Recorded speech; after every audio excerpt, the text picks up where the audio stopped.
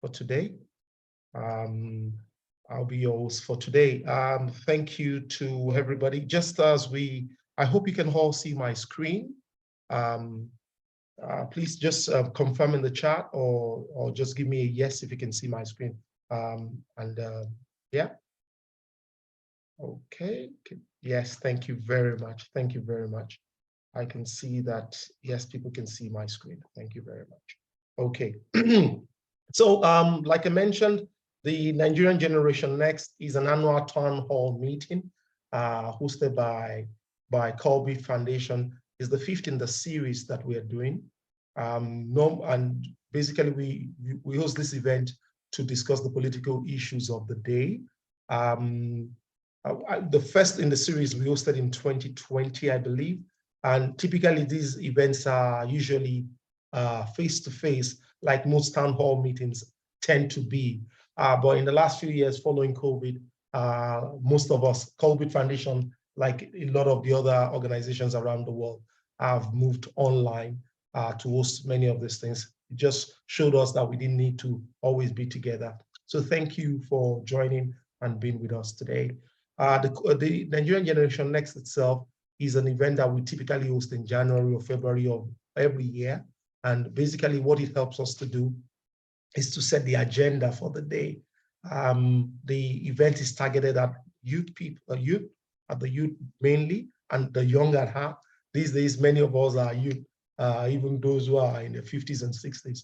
So it's targeted at youth, the young at heart, and anybody who is interested in the well-being of our nation. For today's event, our topic is we're going to be discussing the critical issues which are before the president, the incoming president of Nigeria. And my panelists today are Mr. Abolaji Idowu, Mr. Elliot Umole, Mr. Adiola Adeyanju, and Mr. Adigboyi Adeyemo. Mr. Elliot Umole is yet to join us. He will be joining us shortly. But before, I'll just take a few minutes to introduce my panelists. Mr. Abolaji Idowu is a graduate of Management and Accounting from the Obafemi Awolowo University, MBA from Manchester Business School in 2020. He's a very experienced consultant and financial expert who works across the globe, has experience in the UK, UAE, Kenya, South Africa. And he's the MD CEO of Berrygate Consulting and provides strategic level consulting to business and political leaders. He's married and he lives in the United Arab Emirates. Abolaji, you're welcome to the discussion today. Thank you. Thank you very much. All right. My second panelist for today is Mr. Adiola Adeyanju, who's a very, very popular panelist with us. Mr. Adeyanju is a 1998 graduate of mechanical engineering from the University of Lagos, a business leader and a certified member of the Nigerian Institute of Directors. He's the MD CEO of Synod Resources Nigeria, a part of the Prime Atlantic Group. He's a member of the leadership team at the Rock Foundation Ministry and HOTR worldwide. He's married and he lives in Lagos. Mr. Adeyanju, you're welcome to the discussion today. Thank you, Mr. Akita. It's always a pleasure to be here. Right. And Mr. Adigboyi is my third panelist for today. Mr. Adigboyi holds a MSc in Management from London Metropolitan University. He's currently a business manager at the UK Cabinet Office in London, a business owner and a sport and political aficionado. He owns the AA Deloitte Studios in London. He owns a media outlet, among several other businesses. Mr. Adigboyi, you're welcome to today's event. Thank you very much, Kole. All right. Mr. Elliot Umole, who is my final panelist, I will be introducing him as soon as it comes to the discussion today. But gentlemen, thank you for making time out of your very busy schedule to discuss these issues with us today. I think this is very apt, what we're going to discuss today, in terms of what is at the top and the most critical issues which are before the incoming president. The way we're going to run the discussion session is for each of the questions, I will go to two of the panelists to share their opinion. We will go to the next question and discuss the same issues. And then at the end of the session, we will throw in open to people to ask questions if there are any questions from the audience. All right. So, but the first question, the first discussion that I'm going to raise today is going to be to all of our panelists. Before we do that, I'll just very quickly set some of the ground rules for our discussion today. I know it's political season and people have their own. Just give me some of that. Yeah, please, if you're not speaking, would you kindly mute?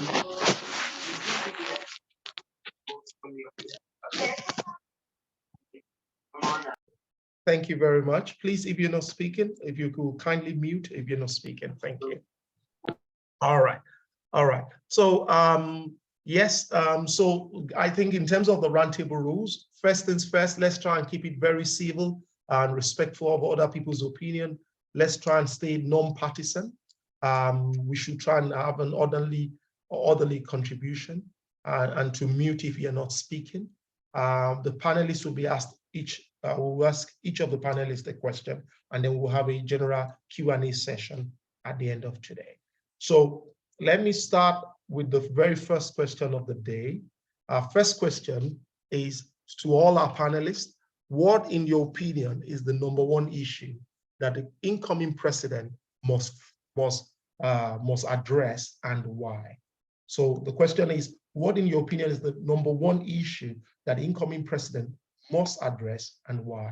I'm going to start with Mr. Bolaji, and then I will go to Mr. Adigboye and then Mr. Diola in that order. Mr. Bolaji, if you don't mind, please go ahead.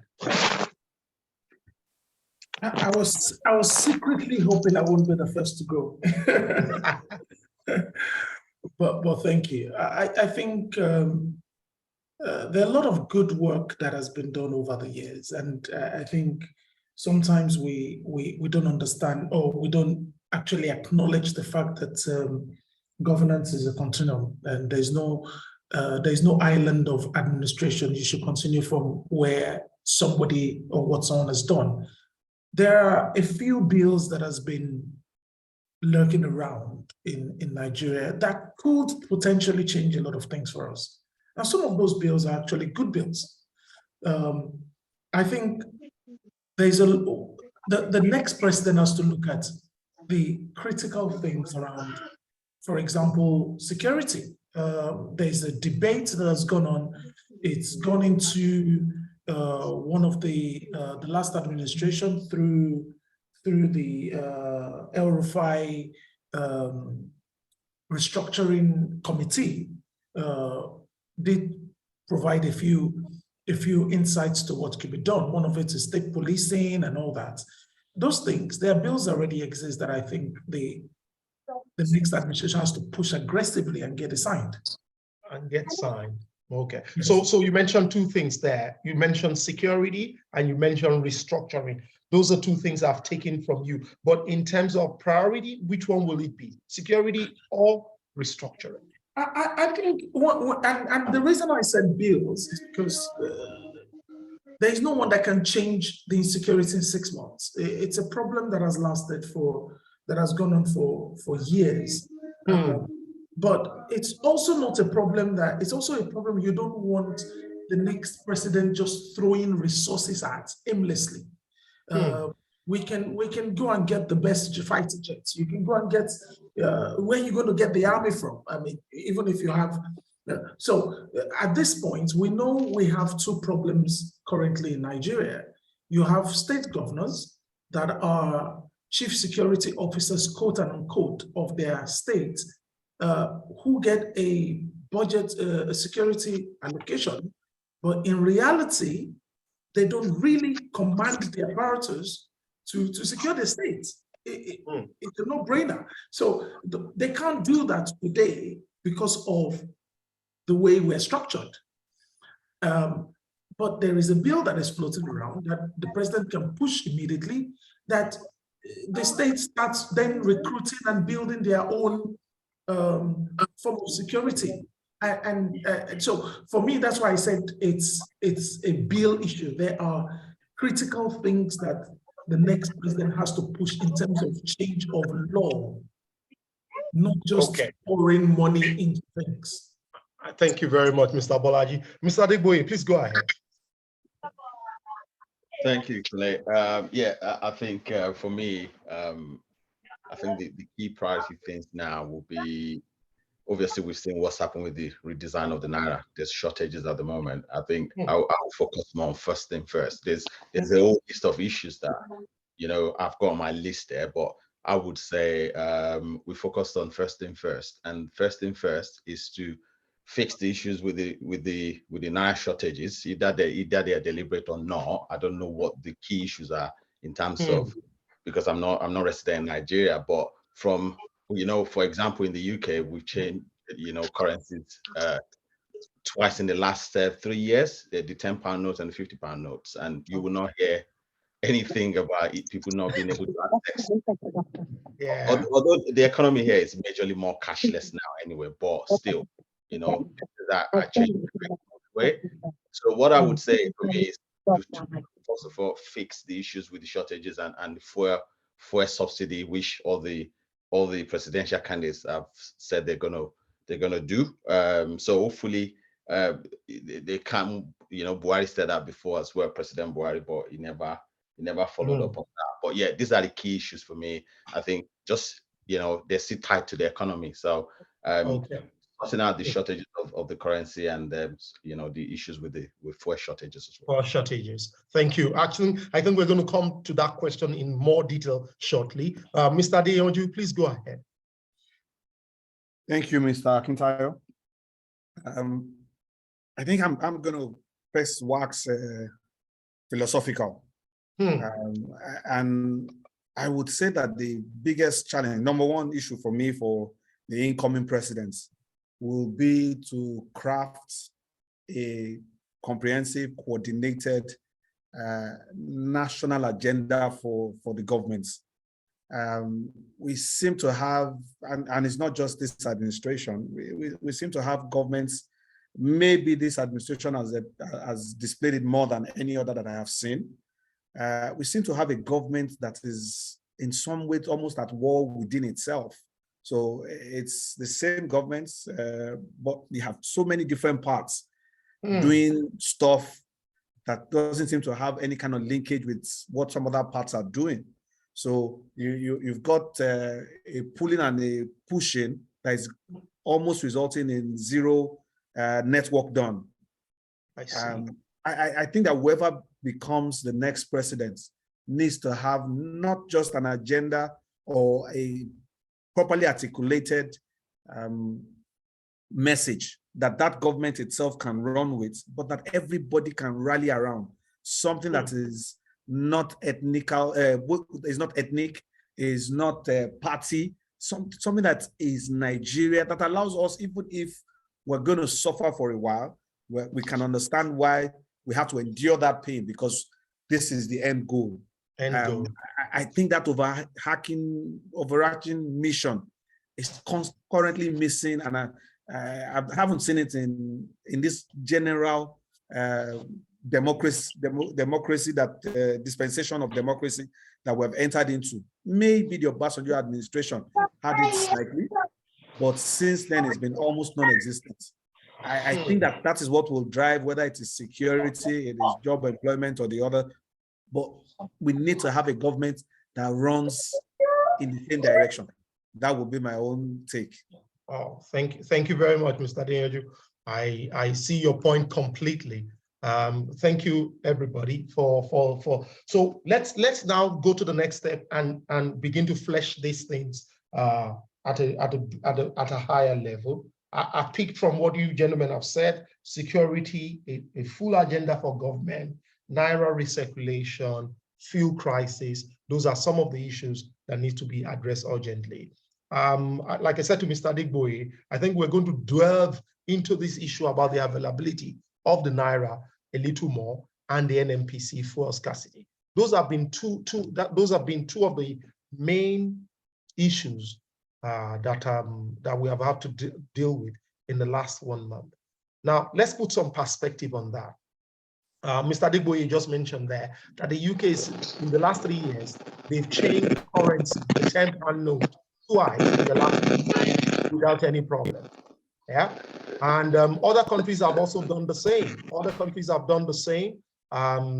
So recently, India changed out all their currency and all of this, and we were able to survive. They were able to survive, okay, with some teething problems. So the question is this: how do you think the new president should address this problem? Let's say you are the president today, and we have all agreed as a country that the two biggest problems that we have is addressing the availability of the Naira note and addressing this fuel scarcity. How would you address it?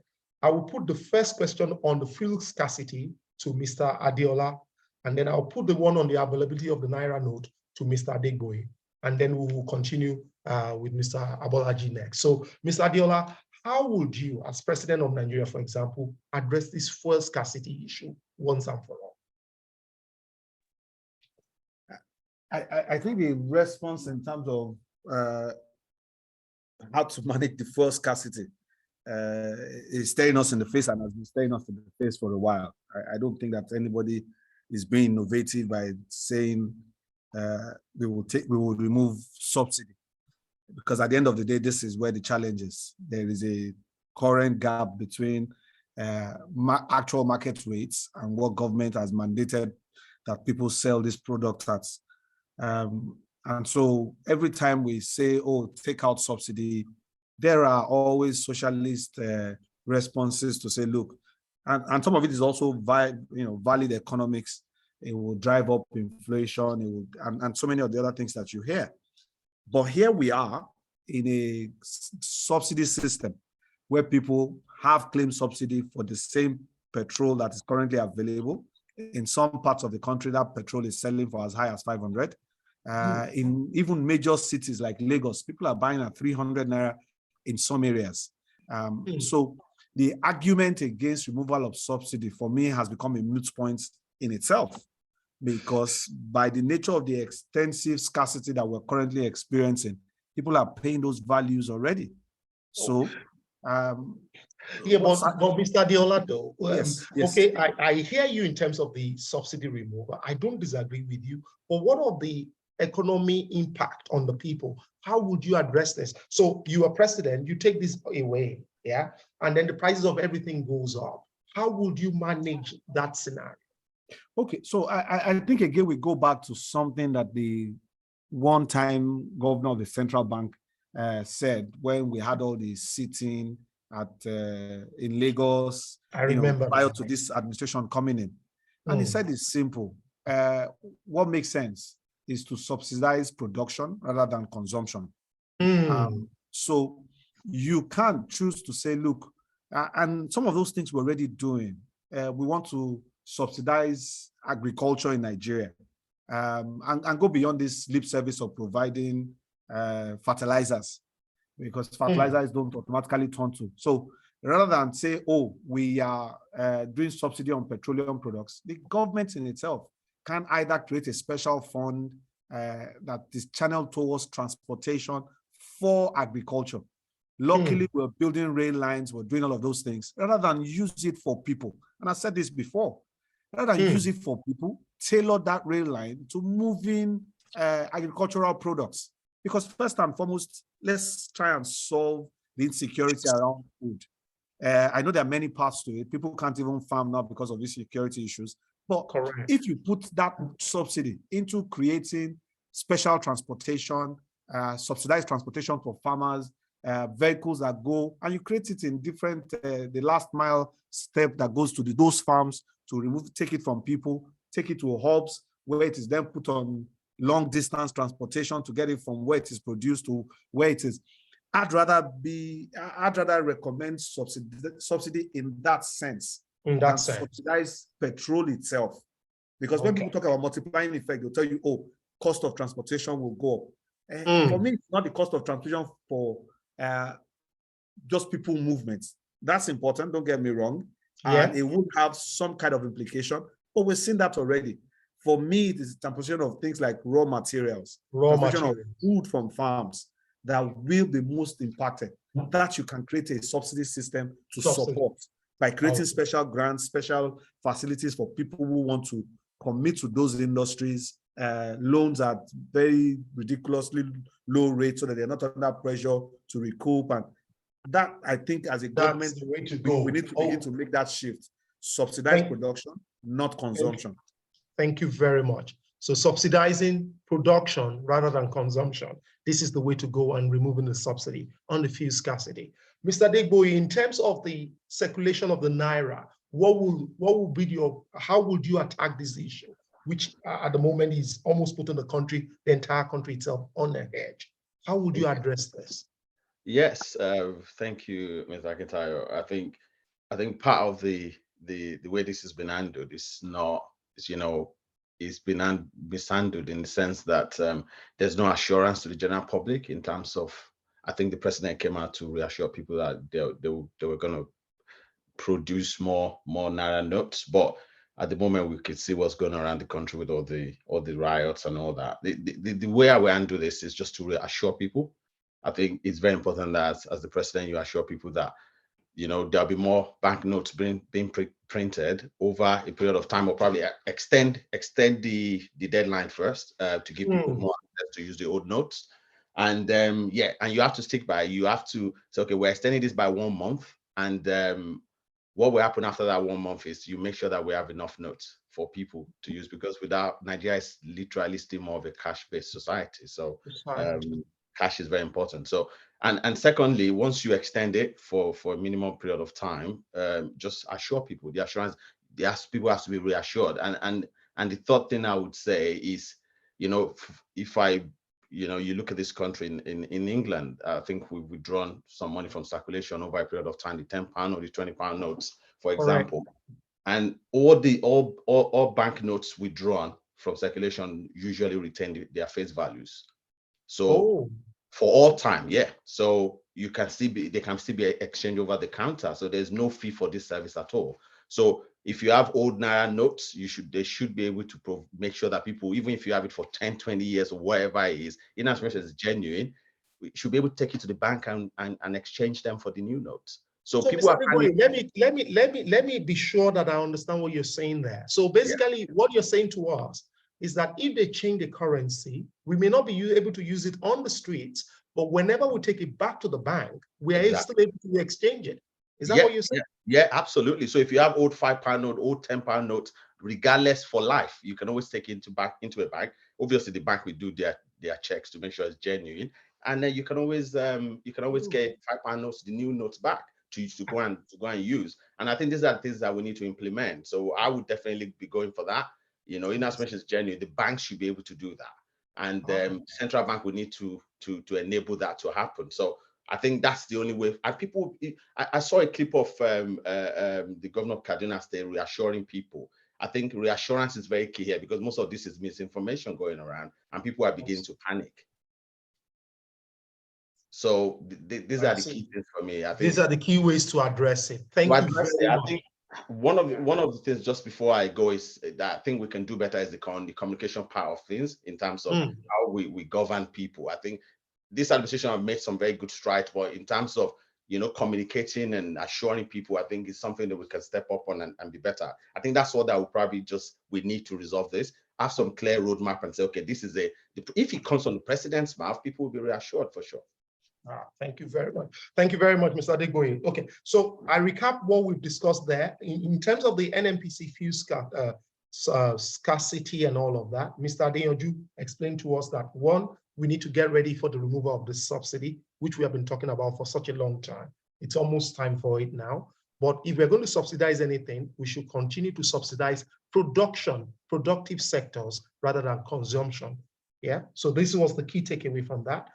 In terms of the scarcity of the Naira note, Mr. Adegboye explained to us that we need to keep this open for as long as possible. We need to reinsure people and also give them the provision such that even in the future, people can still turn back old Naira notes to get the new one, even though you may not be able to use it on the street. So thank you very much for that. I go to my next question. And my next question is, I'm going to start with Mr. Abolaji. Okay.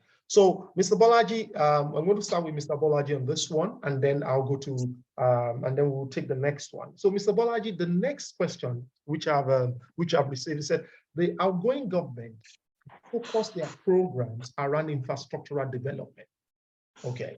Now, so you can see that, I think Mr. Digboe or was it Mr. Adeyanju just alluded to that there's been some things that they got right, particularly in terms of infrastructure. Now, so the question then is that, should the incoming government continue this, or should they be focusing on something else? Now, I don't put this question to you, just frivolously. The reason I'm asking that question is that even in Nigeria, we've seen governors of the same party come in and don't continue the programs of the previous one. Now, there might be reasons for that. It could be either, because our party's program is not that, or because there's rivalry. But if a program is very important, then in my view, they should continue it. So the question I'm putting to you is that we have this infrastructural development plan, which is going on now. If a new government comes in, what should their focus? Should their focus be to finish this work? Or is there something else that we think is more important, education or healthcare, something more important that they need to address first? Mr. Bolaji, please go ahead. Sorry, I will mute, please. I'll mute if you're not speaking. Please, let's mute if you're not speaking. Thank you. Mr. Bolaji, please go ahead. I will mute that speaker. Okay, so this is a very interesting question, and it brings up quite a number of other questions. This administration has focused on infrastructure. Infrastructure is critical for any economic development. We know that. Although sometimes you can develop your infrastructure and it's not also linked to economic growth. That's another maybe challenge. But let's ask ourselves, right? This administration has developed a lot of infrastructure to the detriment sometimes of the economy because of the way the infrastructure has been financed. Look, we are so behind in the amount of infrastructure we have, or the level of infrastructure we're really behind. And to step up, the government does not have the money to do it. So this next administration has to sit down and think outside the box. Now, I like what Mr. Adeyanju said about subsidy. We are going to subsidize something at some point or the other. The United Kingdom is subsidizing the education. They are subsidizing healthcare. Maybe petrol is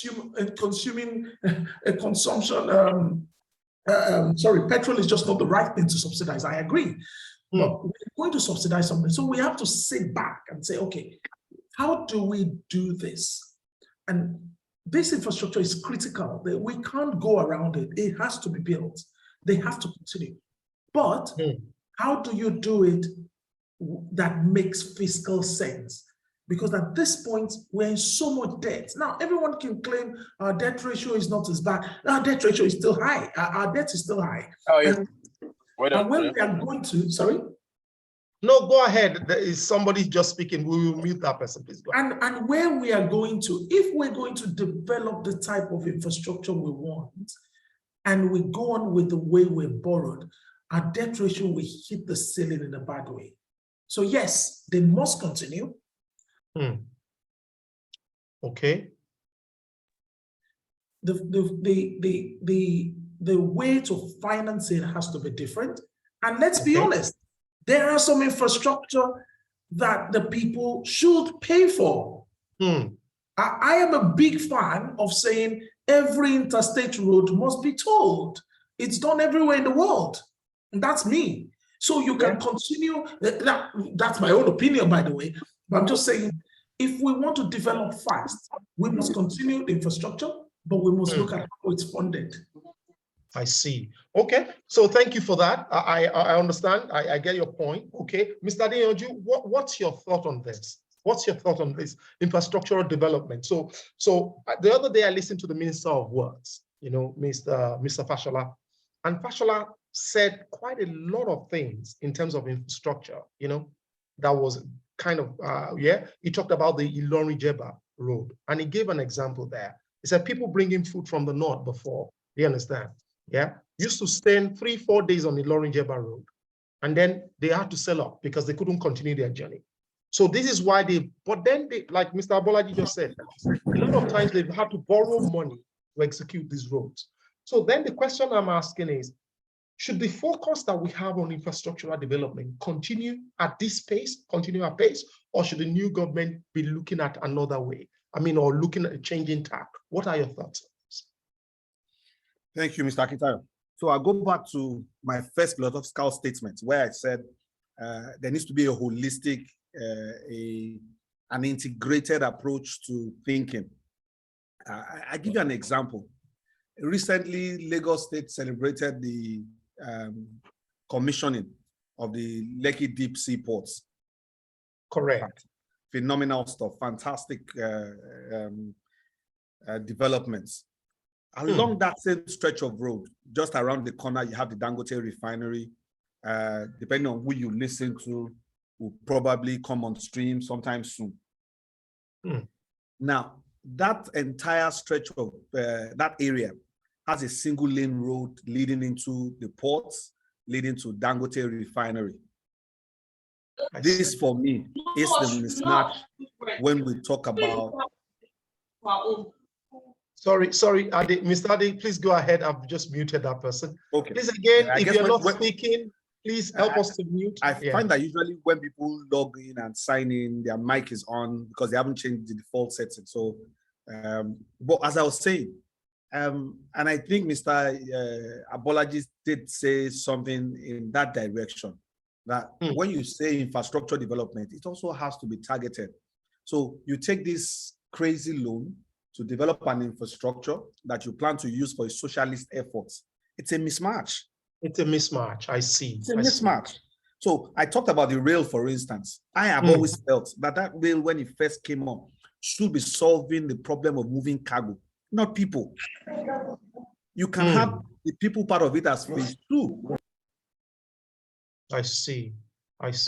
So I am big on infrastructure, and I think whoever becomes the next president, whether he likes it or not, must focus on building on whatever infrastructure development we have seen, because this is the way to go. We are being left behind, where population explosion means that our road network is too small for our size. Whether it's we have not even in any way tapped into the water transportation space. We'll scratch the surface because we've got water linking. So there's so much that can be done. For me, it just needs to be integrated. And as Mr. Idowu said, somebody must pay for it, and it's not always going to be governments. I see. We pay these things when we go abroad, because people are always saying in sinner climes, if you go abroad, well, those things you like abroad, people pay for them. Exactly. Okay. All right. I thank you for that. Thank you for that contribution.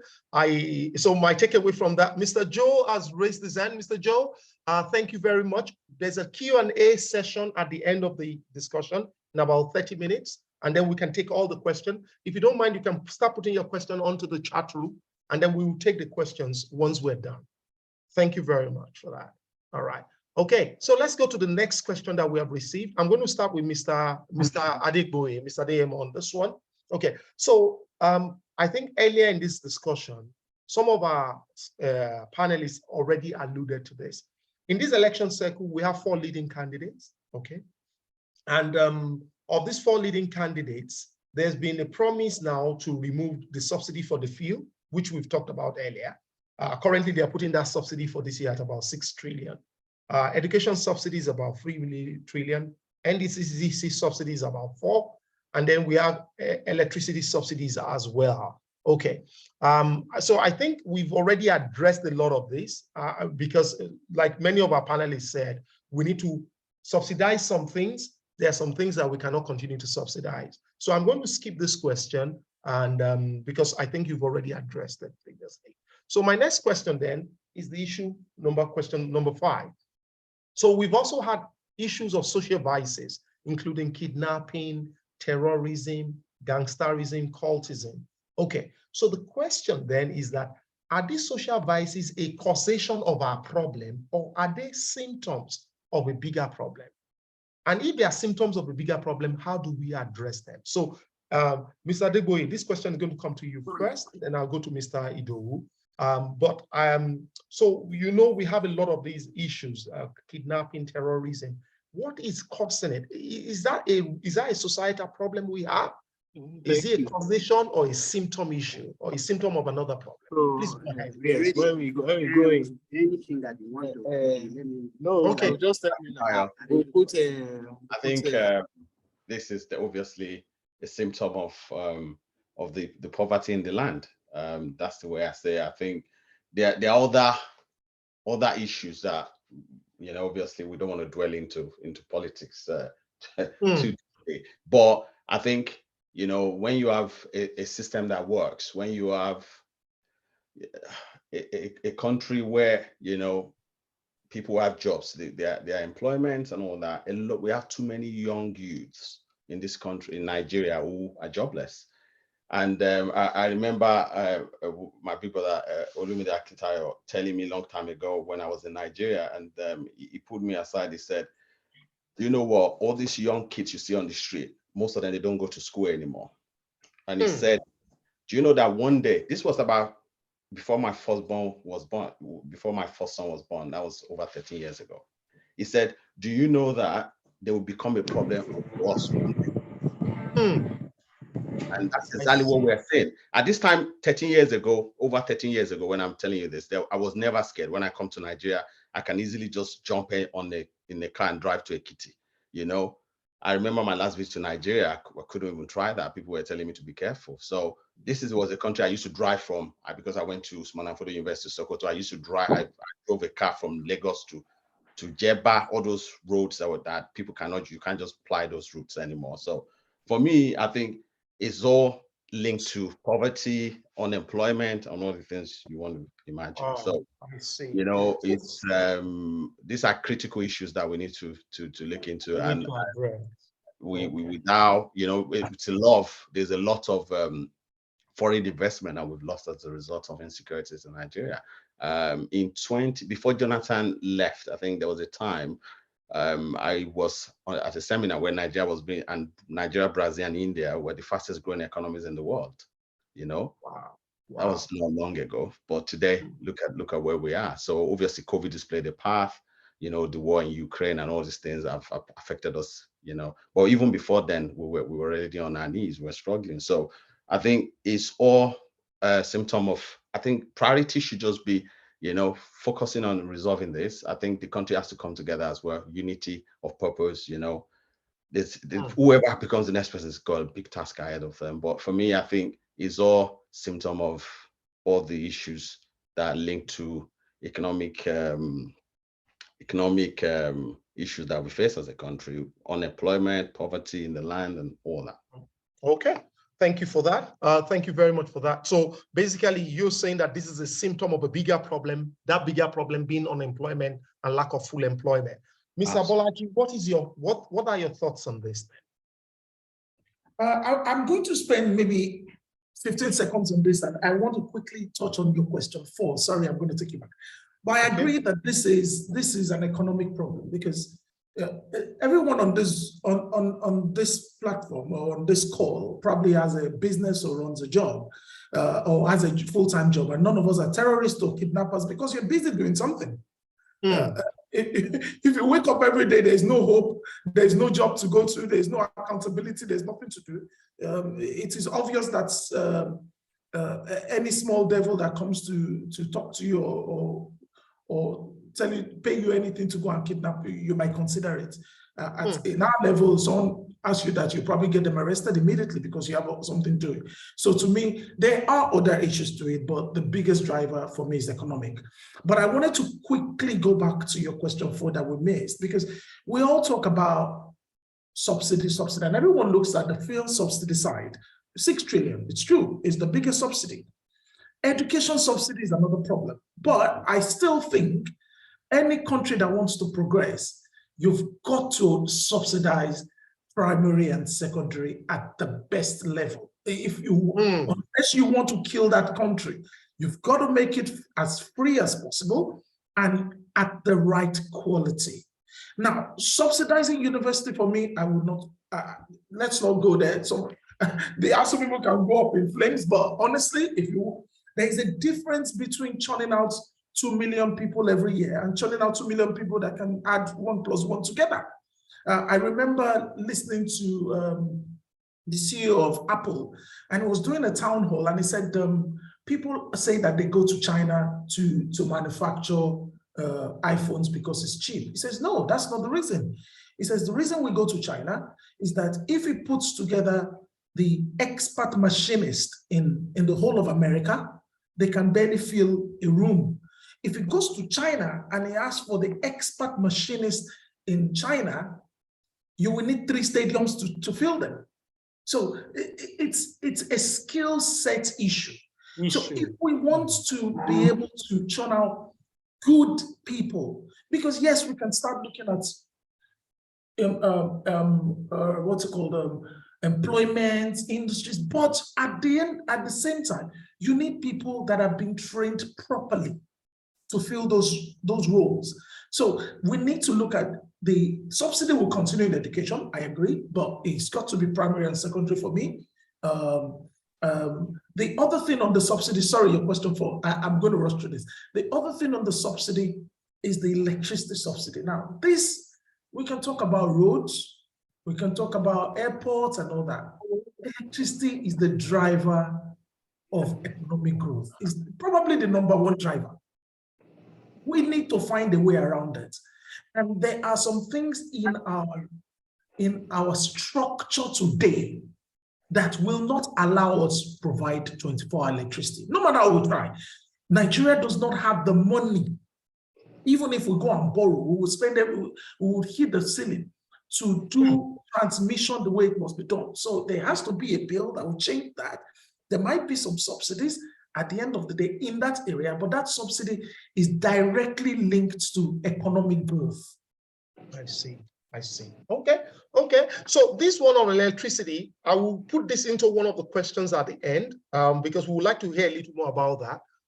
So let's Mr. Tosin or whoever is taking the questions for us, please help me to log that. We would like to hear from Mr. Bolaji more on this, how to fix this electricity at the end of the discussion, during the Q&A section. Okay, so thank you. I move to question number 6, and thank you very much to everybody who has joined subsequently. This is today is the 5th in the series of the Nigeria Generation Next series. It's a series of town hall meetings hosted annually by Colbit Foundation. And today we are looking at the table. We're looking at the most critical issues that will face the president, the incoming president, and how he should address these issues.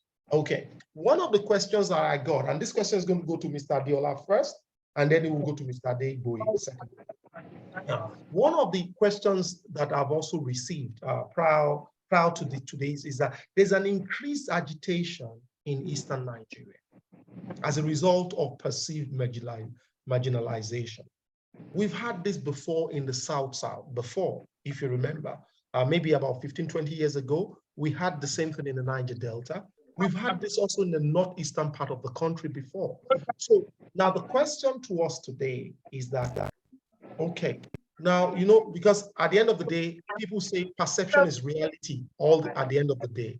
So how should the incoming president address this issue of the agitation in Eastern Nigeria, the perceived marginalization of Eastern Nigeria? How should this be addressed? And do we need a referendum in Eastern Nigeria? Mr. Adeboye, please go ahead. Okay, thank you, Adekunle. I will start with the Yoruba adage. Yoruba saying that the person that will say you should eat and not be full. So essentially, you have dished your food. The person that will join you and eat out of it, so that you will not be filled. Yoruba say that you add that person's food. You add their portion when you are making the food. today, the Eastern Nigeria perceived, actual, but yeah, there are issues of marginalization. And this is giving room for agitators like IPOB, and I don't want to go into the politics of this agitation, but this is our current reality. Today, all of those movements are growing in sympathizers because it's easy for those people to sell this they don't like us message. Because whether it is a failing of their own state governments or local governments, unfortunately in Nigeria, everything ends at the federal government table. So even things that should be done by states, people don't hold their own state governments accountable. And I'm saying this across Nigeria, not just the East. And it's easy for those state governments or those players at the state level to constantly point at the boogeyman, which is the federal government. Well, if you are the president, as I said, you've got to add the portion of the East to the food that you're cooking.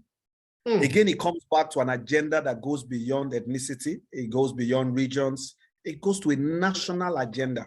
The same way today we listened and heard the cry of the South rather, because we couldn't do without the oil that was coming from the South. This is our reality. Correct. The same way the North was listened to because our agricultural hotbed. We needed to do something there because otherwise we're going to starve as a people. The East also has a strength. In the same way we have responded to all these other parts, in spite of our politics. And Africa is peculiar. I think it was in Cote d'Ivoire or somewhere where we're traveling, and the road, the linkage road, the interstate road was extremely well done until we got to a certain portion. As we entered into a particular town, the road, I mean, it was probably the worst road I'd seen anywhere, and that's for somebody who has gone around Nigeria. And then as you left that particular region or community, the road suddenly became very good after. And the driver was explaining that that particular community had always voted against the president. And so the president spites them by not fixing the interstate road in the portion that passes through their town. Oh my word. This is the mentality of African leaders. Oh, the East always goes with, the East always, so we are not going to. When in reality, we should be wooing them by doing more in those areas. Today, whether we like it or not, the Niger Bridge or whatever it is called, it's a game changer in so many ways. It is, yes. And we have to actively look for such projects at the federal level to commit to the people, to show that to the people of the East that we're committed to them. And history has no say in how we go forward. It is the government that is the larger party, or that must play the role of larger party and reach out. It's not the other way around. I see. Not whether we need let me ask you a straight question. Let me ask you a straight question. And today we're asking ourselves some tough questions, right? Yeah. If you look at there have been issues like, you look at Scotland and the UK. Yes. At some point there was a lot of agitation in the UK. Scotland wanted to go. You had a referendum in Scotland. Yeah. Yes. If you look at Quebec as part of Canada, at some point there was a lot of agitation, and then there was a referendum in Quebec. Does the president of Nigeria need to do a referendum in Eastern Nigeria? Yes or no? I think it will be ill-advised. Okay. Most referendums are driven by the level of information available. This is how UK ended up with Brexit. Absolutely. Okay. And at the moment, both sentiments, information, I think it was Mr. Adeboye that mentioned it, that the government needs to do a lot more to inform the people, to engage the people. In terms of sentiment, in terms of level of information that is available, in terms of dispensation towards the Nigerian projects, people will naturally vote to leave Nigeria. Whether you like it or not, that's where we're at the moment. Okay. I think that we have to give ourselves time with the government that has set an agenda to reach out to the East before we ask that question. I don't think it's time to be asking the questions of whether somebody wants to. In fact, I guess most parts of Nigeria will vote to leave Nigeria at the moment. Okay, thank you very much. That is very succinct. Thank you very much for that, Mr. Adeyanju. Mr. Bolaji, or is it Mr. Adeboye's question? Sorry, Mr. Yes. Adeboye. Yes, I will definitely like to comment. I think he's put everything correctly. I think, there's need for engagement, reaching out, consultation. I think these are the things that we fail to do. I think every part of Nigeria feel very distant from Abuja, and we need to cut out all the bottlenecks and all the, the communication is key. I think for me, in terms of marginalization, every part of Nigeria literally can claim to be marginalized, but I'm not taking anything away from our brothers and sisters from the East. I think they have a genuine agitation there to say that, okay, yeah, we'll be marginalized. They have a point, I would say, probably not, in that sense. But I think one thing you need to bear in mind, I will go back to, we know the history of the war and everything that happened, the Civil War. Have we had a truth and reconciliation, after that? Have we actually sat down as a country together since that war? Some people are still traumatized, These are things that we've never done. And what we normally do in Nigeria, we just carry on, you know how we are. We just carry on as if nothing happened. I think reaching out, engaging, engagement is what we need. I think whoever comes in, you need to show commitment to in this regard. Brothers and sisters, saying, look, we need to look at this agitation. What's the main cause of this? This marginalization. You just have to commit. There have to be commitment from the president, from the federal government to say, okay, look, we love you people. We are one. This country, wherever you want. Why I always say to people is that Nigeria as it is, we can't blame Fulani, Yoruba, Hausa, whatever. We all created the mess. If you call it a mess, we all in it together. One way or the other, we've created this problems that we have today. So we have to resolve the problems ourselves. We have to come together. I think Nigeria can work. Nigeria is there's beauty in our diversity. Nigeria, a lot of people from outside, if you know how much they look at Nigeria, they see Nigerians as, if you look everywhere in the world, every developed country in this world, in almost all their critical sectors and their main sectors, you'll find Nigerians doing very well there, know? And the thing is, people look at us, but we just need to try and find a way to unity, to come together. We are as polarized as ever. Even politics has polarized us more. So there's need for, it's not just our brothers. I think it's easier for our brothers and sisters from the East because of the trauma of the war to always say that, no, it's never going to work for us here. But it's left for the president and who is in government to say, okay, no, you are one of us. Have we ever heard anything like that from a leader before in Nigeria? You are one of us. We need you. You contribute so much to this country. Nigeria is for all of us. And I think that's the commitment we need to show. And in terms of referendum, I would say that, like my brother just said, I don't think that would be opening a big can of worms. And example, I think we have to first of all, organize ourselves, try other steps before we even start thinking about referendum. Thinking about that. Yeah. Thank you very much. Do you I mind know if it's I a just tough add question. to it? Sorry? Do you mind if I just add Please go ahead, Mr. Bolaji. Yes, please go ahead. Please go ahead. I was going to say this the last time Mr. Adeboye talked about carrying people along and engagement. One of the things that this next government has to get right is what the Ministry of Information is supposed to be doing. Ever since I was young, every government has used the Ministry of Information as a propaganda from all the time from Chukwumerije down. It's just someone who's spilling out all sorts of lies. Now, that ministry needs to be focused to positioning Nigeria. And it has to be focused to letting us know what is going on. There are a lot of things that, as you said, there are a lot of things that this administration has done that people don't even know about. Absolutely.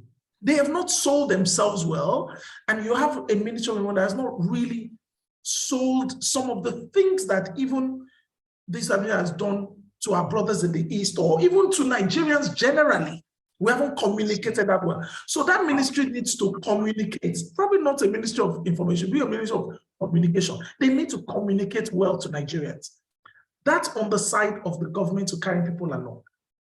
But there's another part of this that everybody brushes aside. We're asking ourselves tough questions. And let's nail the thing on the head. We're in a democracy. Correct. The Southeast is the smallest region.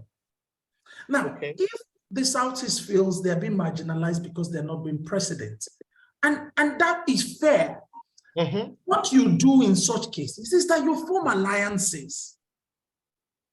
I see. It's been happening in kingdoms when kingdoms were small. They form alliances so that somebody else, a bigger kingdom, does not dominate them.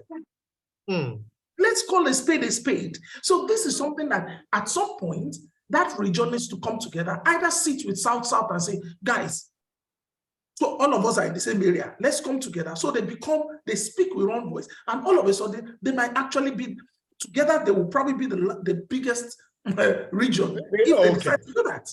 Thank you, Mr. Bolaji. I agree. This one, if we go into this is going to take us a long time. I've got less than 20 minutes to finish. So, but I appreciate that contribution. Your point is very well noted. Yeah. Thank you. Hello. Thank you very much for that. Yeah. I appreciate that. Thank you very much for that. Hello. Is somebody still speaking? Yes, somebody's still open. Okay. So, Mr. Tosin, thank you very much. Please continue to help me to mute people as they come in so that we don't have a distraction. I appreciate, let me just give you a quick update. I have less than 30 minutes and I still have about 3 questions to go. And I'm hoping that I can take 2 or 3 questions from the audience before I finish. Thank you very much again to our panelists, Mr. Adiola Adeyanju, MD CEO of Synod Resources Nigeria. I have Mr. Abolaji Dowu, who is the Chief Consultant at Berrygate UK, and Mr. Adegboye Adeyemo, who's from the Cabinet Office in the UK. Thank you so much for joining us and for the answers and the direction you've given us so far. My next question, I'm going to start with Mr. Abolaji, is on the issue of the state policing. So the question of the state policing have been put to two of the 4 leading candidates we have in the forthcoming election. Yeah, 2 of them support the issue of state policing. The other 2 do not support it. So my question to you today, starting with Mr. Abolaji, and then I'll go to Mr. Adegboye. Is state policing something that we should be pushing now? Is it a priority? Should we push it? And if yes, how? How would we do it? Mr. Abolaji, please go ahead. When I was younger, maybe state policing wouldn't have been necessary. We were more united. Things were not as politicized. Under a military dictator, ruler, or president, his priority, he could post a Fulani man to Lagos to be governor, and that didn't matter. Now we are far more divided, and the problems seem to have. Our population has skyrocketed. The current police we're under-policed as a nation, and even then increasing that police numbers has become quite politicized. So the way I look at it is simple. You tell every governor they are the chief security officer of their states, but they have no enforcement apparatus to do that. Right? So, and if we've decided to go with the American model, which I probably don't like, but we've decided to go with an American federal model, then let's implement it properly. Then use your state, your police, the national police becomes your FBI, but you have your state police who is responsible for securing the borders of the state and what goes on and security within the state. Obviously, give them their limits. Make sure that the law is clear on what state police can do and what it cannot do. But at this point, I think it would solve a lot of our problems. Would it introduce new ones? Maybe yes. There is no solution that doesn't have a problem. But I think it will do a lot of good, in my opinion. Do a lot of problems. Okay. Well, Mr. Adegboye, what are your thoughts on that? Yeah, what I would say is I do agree with the previous speaker, but I just think that I don't think it's priority right now, if I'll be honest. I think there are other priorities we should focus on, but it's something that we should look at. you know, we have to have a proper deep dive on this, where we need to look at what the system we currently have, is it actually working, or is there ways we can kind of decentralize it a little bit, or probably make it work better for the states and from a federal point of view. What you don't want to do now. Hello. Sorry about that, Mr. Boy.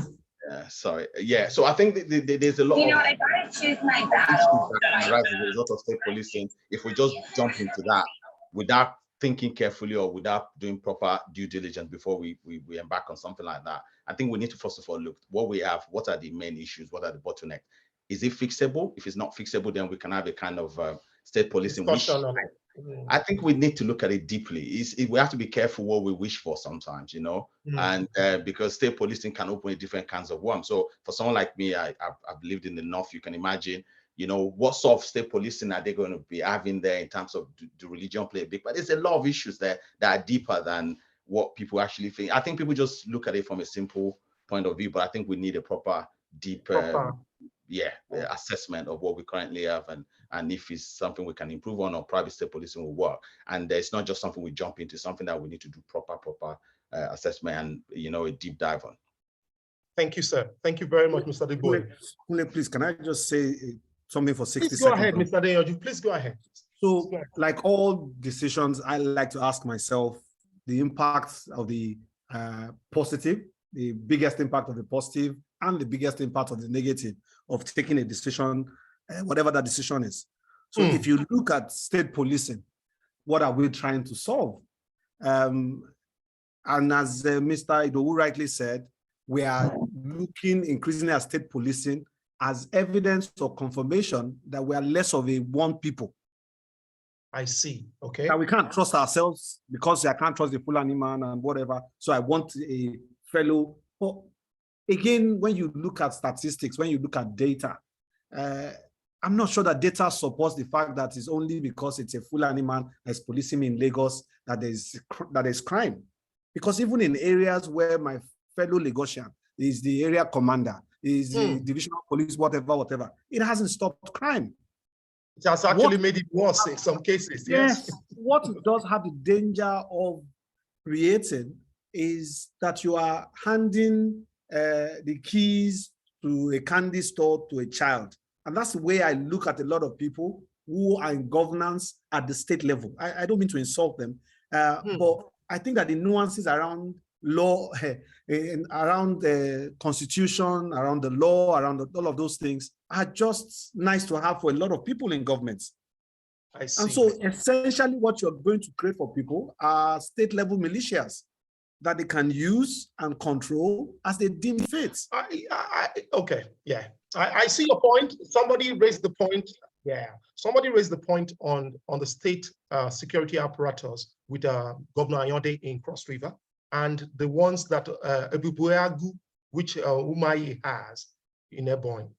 And you can see a lot of criminality with some of these guys, which is a bit on. So it could open up another Pandora box on its own. It's another thing that it's worth discussing.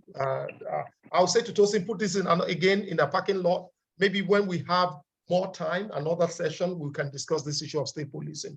But what my takeaway from all of you, from what I've heard, is it's something that we should consider, but it's not necessarily a priority. This is my takeaway from the contribution so far. Yeah. Okay. Thank you. I go to the next question. Being conscious of time, we have only 3 more questions to go, but I will try and do as much as possible. The next question is for Mr. Deyoju. And the question is, what should our incoming president do with our oil and gas industry? Okay, there are so many things which are going on now. For example, there's a talk about what to do with the Dangote refinery, where NNPC now has 20%. There's the upgrade that the current government is doing at Port Harcourt and at Kaduna refineries. So what do we do with the refineries? What do we do with the Tompolo contract? Do you understand? For security, because again, it's an aberration for some people. How do we have a military and we are then giving security of our national infrastructure to private people? Then number 3, what should we do, as most of the majors Shell, Exxon, Chevron, Total, all these guys are seeking to exit Nigeria from the NNPC JVs. How do we address this? So I go with Mr. Adeyanju first, and then Mr. Idowu. Please go ahead, Mr. Adeyanju. I think first and foremost, anybody that can answer all of these questions and answer them to make everybody happy should just be made president, first and foremost. I should lead with that statement. Okay. I know people have an issue with Tom Polo's contract, but I've taken the view that Tom Polo is a private contractor that has been hired to provide security. Again, this is a global practice. Even though the military were in places like Baghdad and all of those places doing one invasion or the other, you will still then have private entities, private mercenary companies, whether you call them that way or not, come in and do work for the American government, securing some of these places, either because they had better local knowledge, they were a bit more flexible than the military actually is, and a few other things. There are so many reasons why these decisions are taken. My question is, Tom Polo's contract, has it been effective or not? And I think that's the question that we should dwell on. Has it been effective? Has it achieved its goal, or has it moved the needle on that goal? If the answer is yes, then the contract is the contractor is Tom Polo is a secondary question. It's a secondary question. Yeah, we should focus on the results. What we set out to achieve, is it achieving it? If it is, I think, yeah. Because there are some doors that once you open it, it's difficult to close. This is the honest truth.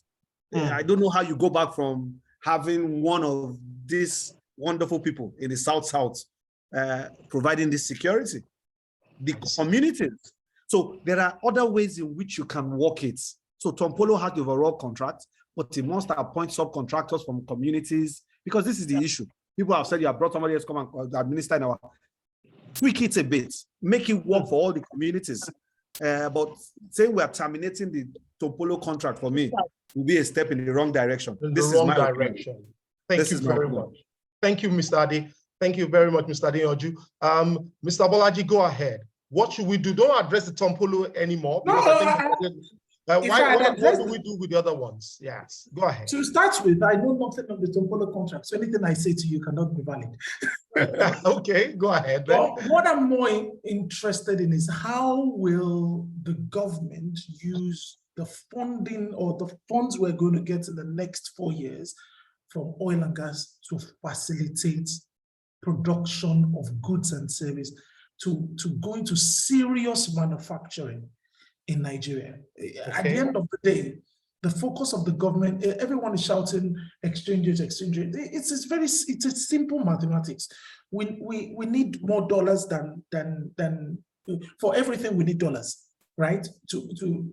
Even to educate our children these days, you need dollars. So we need to say, okay, this is the amount is coming from oil and gas. It's been our golden child for years.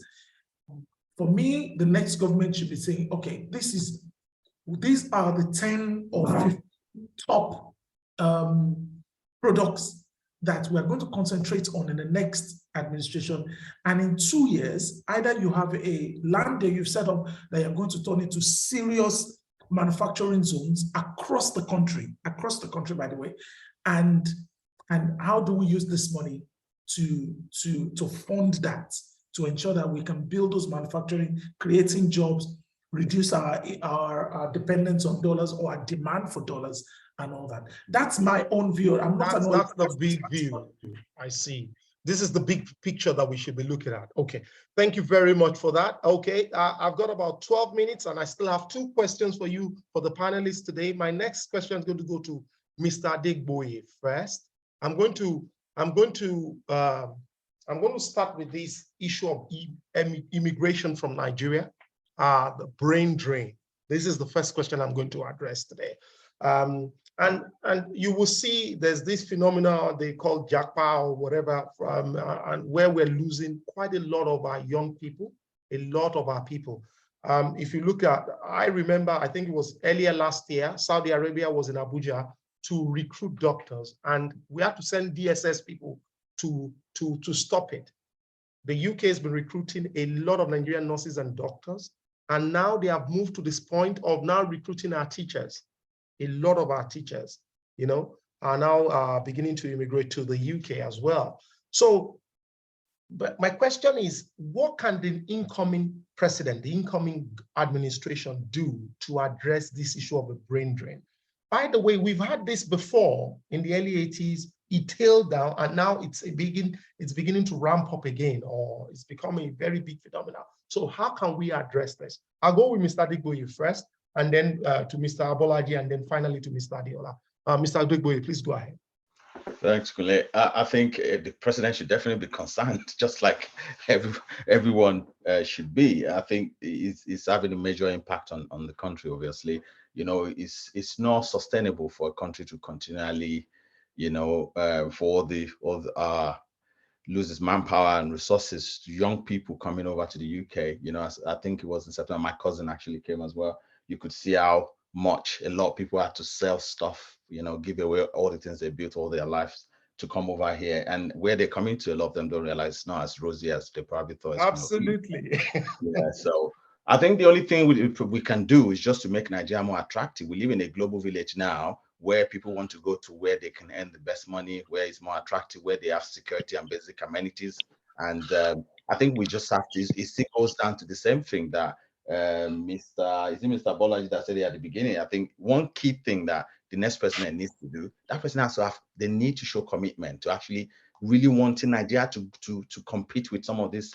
We're not even talking about competing with the developed countries. We're talking about competing with those countries who have gone ahead of us. We have a lot of them. You saw the World Cup in Qatar. You see some of these countries who are doing very well. We need to start modeling them and just, we need to really have a rebranding. I think what some of the panelists were saying is just, we need a proper rebranding. Nigeria has to be attractive, We need to make Nigeria attractive to our young people, to workers. We shouldn't even just be thinking about Nigerians. There was a time that I think when I was young, I had Ghanaian teachers and all that. If Nigeria is attractive, we can attract Indian teachers, yes. We should stop limiting ourselves and just thinking about Nigerians alone. Let's make Nigeria attractive again, that people from all over West Africa, even people from anywhere in the world would want to come and work there. We have Indians and Lebanese coming all over the in the previous past. So to me, I think it's the only way we can fix this is just making Nigeria economy buoyant again. Rebranding the whole country. The next person has to show commitment to us. I know we are out of time, so I'll just leave it at that. Thank you very much, sir. Thank you very much, sir. Mr. Bolaji, go ahead. I think there is very little to add to what he has said. He said it all. Human beings, would always find the best place for them.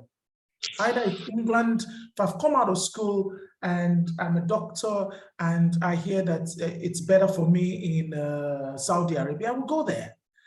So you can't stop people from finding where they will find the best life for themselves at the end of the day. But what you can do is working on your own country. Now, you can hardly hear any musician live in Nigeria. It's true. If you are in Afrobeats, Nigeria is the best place to be. Even the African ones that in music want to come to Nigeria. With all the problems we think we have, the guys in Ghana are jealous of us in terms of music. So if you develop your own place, if the doctors feel that, I moved from the UK and I live in Dubai today. It's like living in the UK. It's full of British white people. You ask them, what are you doing here? They've all run from England and they're running here. Why? Because these people have developed their land. It's attractive now. Forget the 50-degree heat. We're here. So we have to make Nigeria attractive. We have to work on our industries. We have to make it that when people come out of school, look, Kole, you've lived abroad. I've lived in England. We've seen all this. No, all of us, if Nigeria was good, we would not live in England. Why would I want to live in England if Nigeria was good? So we need to go back and say, okay, create jobs for these people. They love to work. There are jobs that pay them well. We are exporting goods. We are making money. They will stay. I don't think the government should focus on trying to stop Japa. They need to focus on building the industries that will make people want to come and work and live in Nigeria. Thank you, sir. Thank you very much. Mr. Adeola, do you have anything else to add to that? Absolutely nothing. I've done it justice, sir. Thank you very much. Okay, so what I will do then, I will quickly go to the chat box, to the chat, and just see some of the comments and the questions that have been there. It's not everything that is a question. We've had a few. Mr. Tosin, would you take us through some of the comments, or is it Mr. Ayo? If you could just take us through the comments and the questions that we've had so far. Oh, yeah. Okay, I got it now. So let me just take this. There's a question. There's a comment from Mr. Joey. Mr. Joey. Okay. Mr. Joey says this is not a question. It's just a thought suggestion. Rather than borrow money to put infrastructure in place, would it not be better for government to allow private companies to build infrastructure and they in turn pay taxes as they manage this infrastructure? So now I'm speaking about rail line, just as the government has allowed private refineries. So he's talking about some sort of a BOT arrangement. Mr. Balaji, what do you think about that? This BOT arrangement, is that what we should be? Is that the way to go for our infrastructure? If you could just address that very quickly. Well, personally, I don't believe that government should even be running some infrastructure like airports and all that. There is no reason why it's not run by private people. If private people are ready to build, a lot of private people also may not be ready to build. There's a lot of money to build. They want government to build and concession it to them. But if private people are ready to build and we have a strong regulatory body, that's the most critical thing. Because again, if you don't regulate properly, we all know private guys, everybody's out for maximum profit. So okay. We would overcharge the people, you produce little quality, maximum price, and everybody will revolt. So if we put the structures in place to regulate properly, then there's no reason why there's a lot of money in private hands. Why those people cannot be coming in like Dangote is doing, like anyone wants to build an airport, like anyone wants to do this, to say, okay, come in, we'll give you license to do it, but you're subject to this regulatory body. Yes, I agree. Thank you very much. Okay, there's a comment here from Mr. Franz, and the comment is, how do we ensure synergy amongst the various government establishments so that they can achieve one goal? Mr. Adeyanju, if you could please help us look into that. Thank you. Again, it starts from my very first statement when we started this conversation. It starts with the very top, setting the tone. If you've been part of any organization, any business, it starts with a corporate objective. This is what we are. This is what we aspire to become. This is what this is what we do. This is what we would like to do in the next 3 to 5 years, or whatever it is. That same goal is then said, oh, to deliver on this goal, finance will achieve this, sales will achieve this, HR, you need to recruit this kind of, and that way it goes all the way down. Government must see itself as the business as it is, and start with a session or whatever, a retreat. And I know all governments, all administration do it when they first come in. Start with a retreat where there's clarity as to who they are, what they stand for, what they want to achieve in their 4 years, and that is cascaded down. Now it's a lot easier to say that, okay, if whatever party is at the center, the party at the state levels might be different. So the agenda might be different at state, but at least at the federal level, within the same government. Ministry of CBN cannot decide we are creating or changing currency. Ministry of Finances, we did not know about it. They are not aware of it. Yeah. How is that possible? Or today you would listen to a press conference from one minister, then the next minister, almost like he did his own press conference just to spite the other one, will do a press conference and say exactly opposite of, and they'll tell you, we just left a Federal Executive Council meeting. And I'm thinking, were you in 2 different meetings? I see. You know, in fact, the next question. It needs to be more articulate. Thank you. Thank you, Mr. Adiola. I think the next question is also somewhat related, but I'll take the next question. Next question from Mr. Tosin says, how can the incoming president manage the local government autonomy? There seems to have been a bit of issue around that. Mr. Adigboye, if you could address that. How do we manage local government autonomy? The president, President Buhari, said recently that some of the governors are not managing the funds for the local government very well. How can we address that? I think we have to take politics back to the grassroots. I think part of the issue we have in Nigeria is, you know, it still goes down to a lot of people don't even know what's going on in their local government. So I think we have to bring local government closer to the people, and like what all the panelists have said, I think part of it, like as running a country, like Mr. Bolaji or Mr. Idowu that just said that now, is it's like running a business, you know, and we have to communicate. People don't even know how much the local government get. A lot of people are not even aware of it. You know, I remember when I was in the north. I remember when, you know, the allocation used to come. The local government chairman, that's the only time they go to their constituency. And when they go there, I'm just being honest now, and they share the allocation, and that's it. Everybody disperse. They wait for the next allocation to come in. I think we need to restructure and look at all these things again. And I think in terms of local government, we have to give more power to local government, something similar a bit to the way the UK is run, you know, where most of the things you want to do, you're doing it, you know, mainly with your local council. So you don't really, not everything you have to think about central government. I know our system of governments are different with the UK, but I think we can borrow the best from each country and see what works best for us.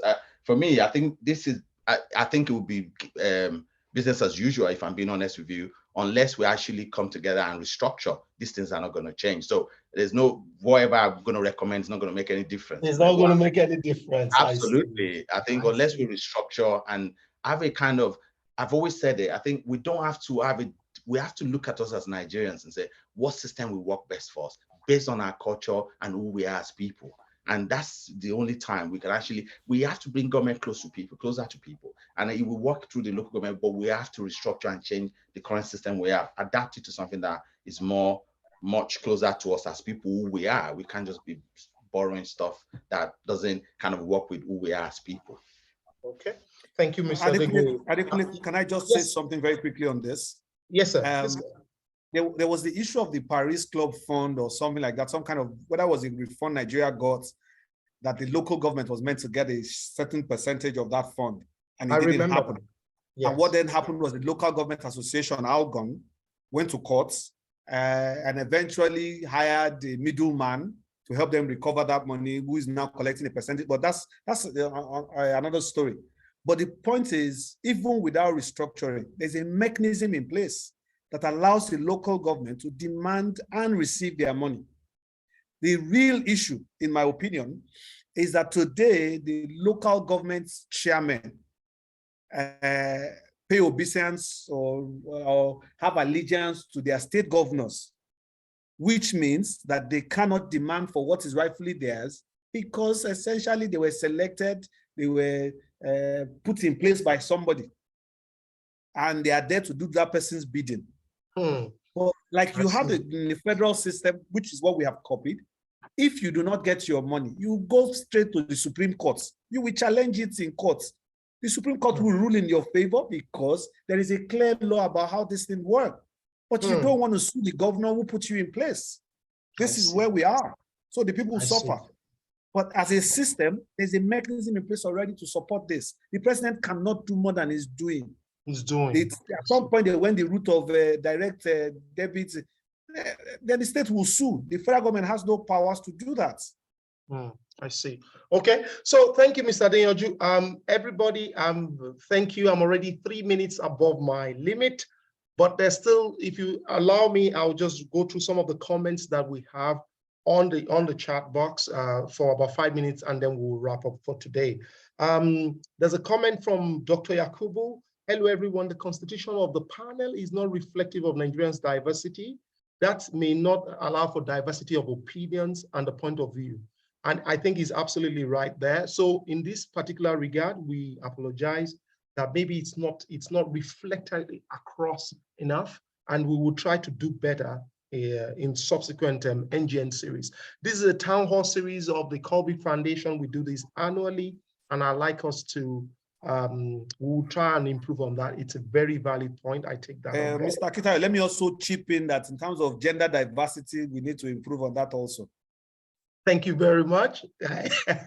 Yes, very valid again, gender diversity and the diversity across the nation as well. So thank you. I will keep that in mind. In fairness, I tried to bring in 1 or 2 people, but I was not lucky.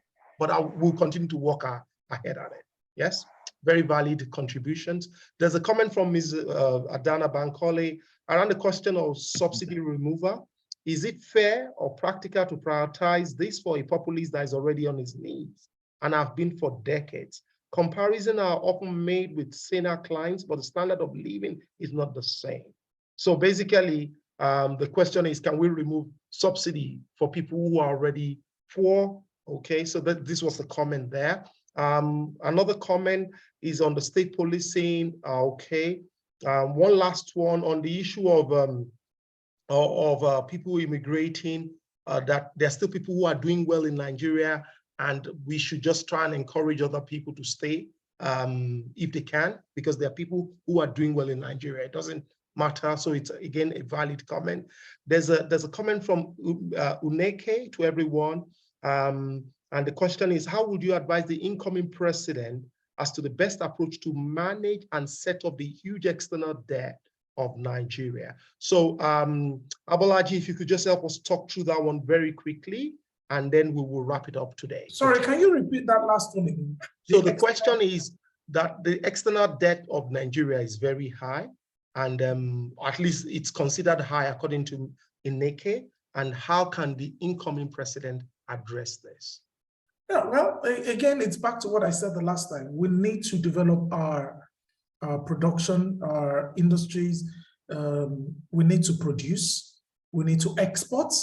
That's the only way we can finance those debts and pay it back. If not, we'll go back to exactly what Obasanjo did and start going around begging people again and say, oh, write off our debts. At this point, we may have to actually increase our debt, but increase it in a very strategic way. And someone also raised the question of subsidy. I think the question we need to be asking government now, any president, is you're about to stop 6 trillion or 10 trillion. Show us exactly how that money, you're spending it today. Show us exactly how that money will be spent in the future, yeah. In the future. So it's the same thing. So we're taking it from smoking the money every year as a recurring expenditure of those buying petrol. Now we're no longer spending it to buy petrol or to pay the petrol marketers. We're now saying, okay, now I've got this new war chest of 10 trillion. How am I going to use it to boost this economy, to create jobs, to create products that we can sell, which reduces our dollar demand and even increases our dollar earnings because we can export those goods. That's what we need to concentrate on. That's what we need to be doing. All right. So thank you very much, Mr. Abolaji, and thank you to everybody who's been here with us today. It's been fantastic hosting you all. 8 minutes are beyond the allotted time, but I thank you because of your patience. And I hope we can continue this series to continue to engage ourselves and to engage Nigerians as a part of our town hall series. It's an annual series that we do with the Nigeria Generation Next, focusing on youth, people who are young at heart. I thank you for your questions, your contributions. My sincere appreciation goes to my panelists for today, Mr. Abolaji Idowu from the UAE, Mr. Deolade Oju, and Mr. Adeboye Adeyemo. Thank you very much, and enjoy the rest of your day. Thank you. Thank you. Thank you. Thank you, everyone. Well done, Kunle. Thank you, sir. Well done. Thank you very much, sir.